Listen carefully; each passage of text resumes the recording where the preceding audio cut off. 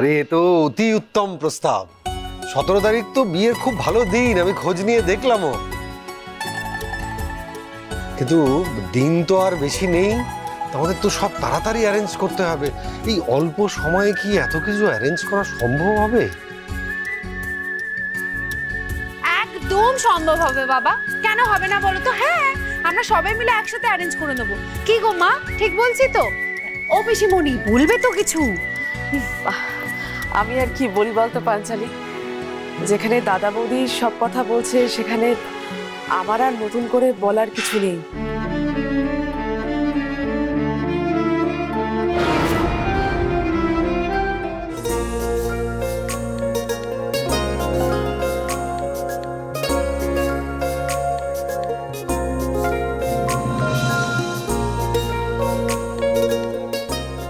তাছাড়া আমার জীবনে তো আমার এই মেয়েটা ছাড়া আর কেউ নেই। দাদা বৌদির সংসারেও বড় হয়ে উঠলো, মানুষের মতো মানুষ তৈরি হলো, ওরাই তো আমাদের গার্জিয়ান। তাই দাদা বৌদি যেটা বলবে সেটাই ফাইনাল।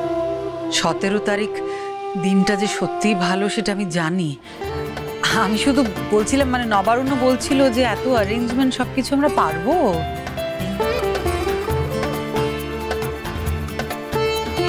মা তুমি ওটা নিয়ে টেনশন করো না, আমি আছি, অঙ্কুরদা আছে, বড়দা ভাই আছে, আমরা ঠিক অ্যারেঞ্জ করে নেবো।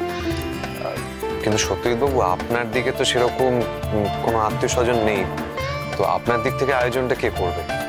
সেসব ব্যবস্থা হয়ে যাবে।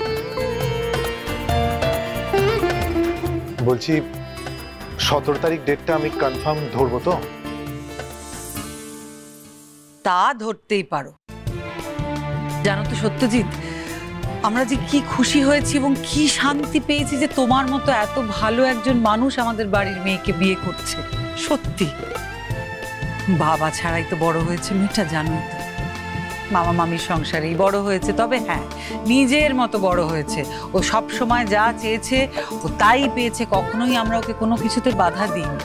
এই যে দেখো না, তোমরা দুজন দুটো সুন্দর মানুষ একে অপরকে জীবন সঙ্গী হিসেবে বেছে নিয়েছো, এ তো খুব আনন্দের কথা।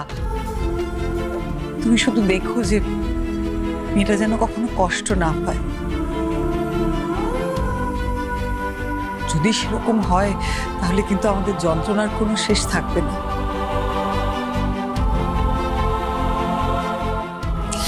দেখো না, রাঙা তো এবারই বউ হয়ে এসেছিল,